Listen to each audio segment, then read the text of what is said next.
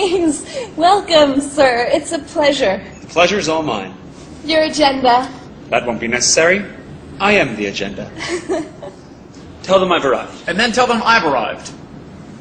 And your name is? Hayek? F.A. Hayek.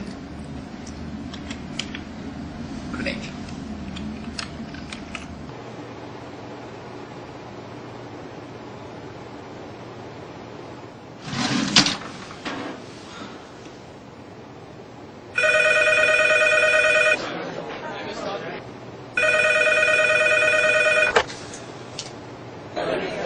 Freddie.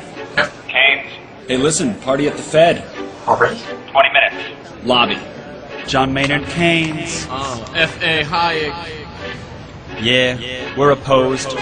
We oppose each other philosophically. In the same studio. We've been going back and forth for a century. I want to steer markets. I want them set free. There's a boom and bust cycle and good reason to fear it. Play low interest rates. It's the animal spirit. John Maynard Keynes wrote the book on modern macro. The man you need when the economy's off track. Depression, recession, now your question's in session. Have a seat and I'll school you in one simple lesson. Boom, 1929, the big crash. We didn't bounce back, economy's in the trash. Persistent unemployment, the result of sticky wages. Waiting for recovery, that's outrageous. I had a real plan, any fool can understand. The advice real simple, whose aggregate demand? C-I-G, altogether gets to Y. Keep that total growing, watch the economy fly. We've been going back and forth for a century. I want to steer markets. I want them set free. There's a boom and bust cycle and good reason to fear it. Play low interest rates. It's the animal spirit. You see, it's all about spending. Hear the register cha-ching.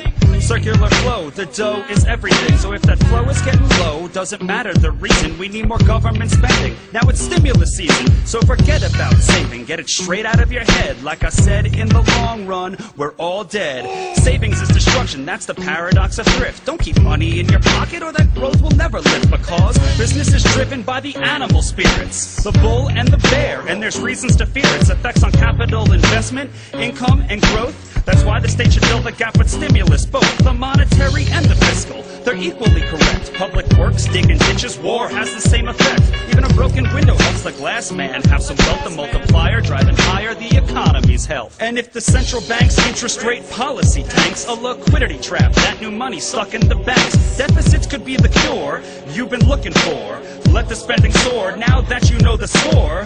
My general theories made quite an impression. Revolution! I transformed the econ profession. You know me, modesty, still I'm taking a bow. So say it loud and say it proud, we're all Keynesians now. We've been going back and forth for a century.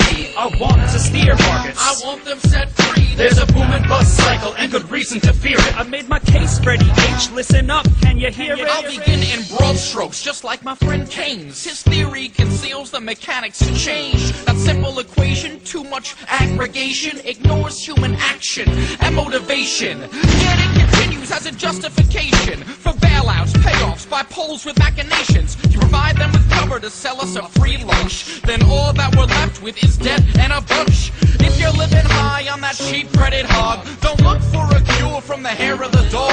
Real savings come first if you want to invest. The market coordinates time with interest. Your focus on spending is pushing on thread. In the long run, my friend, it's your theory that's dead. So sorry there, buddy, if that sounds like invective. Prepare to get schooled in my Austrian perspective. We've been going back and forth for a century. I want to steer markets. I want them set free. There's a boom and bust cycle and good reason to fear it. Play low interest rates. It's the animal spirit.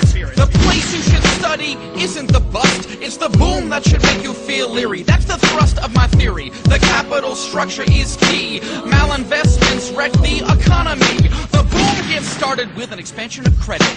The Fed sets rates low. Are you starting to get it? That new money is confused for real loanable funds, but it's just inflation that's driving the ones who invest in new projects like housing construction. The boom plants the seeds for its future destruction. The savings aren't real, consumption's up too, and the grasping for resources reveals there's too few. So the boom turns to bust as the interest rates rise. With the cost of production, price signals relies. The boom was a binge, that's a matter of fact. Now it's devalued capital that makes up the slack.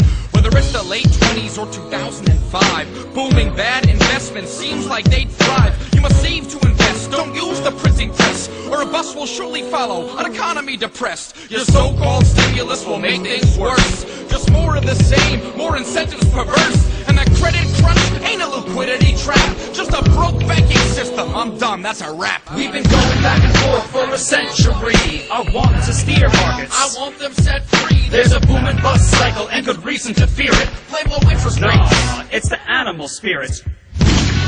The ideas of economists and political philosophers, both when they are right and when they are wrong, are more powerful than is commonly understood.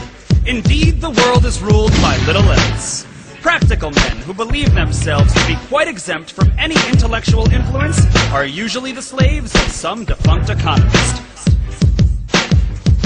The curious task of economics is to demonstrate to men how little they really know about what they imagine they can design. They've been going back and forth for a century.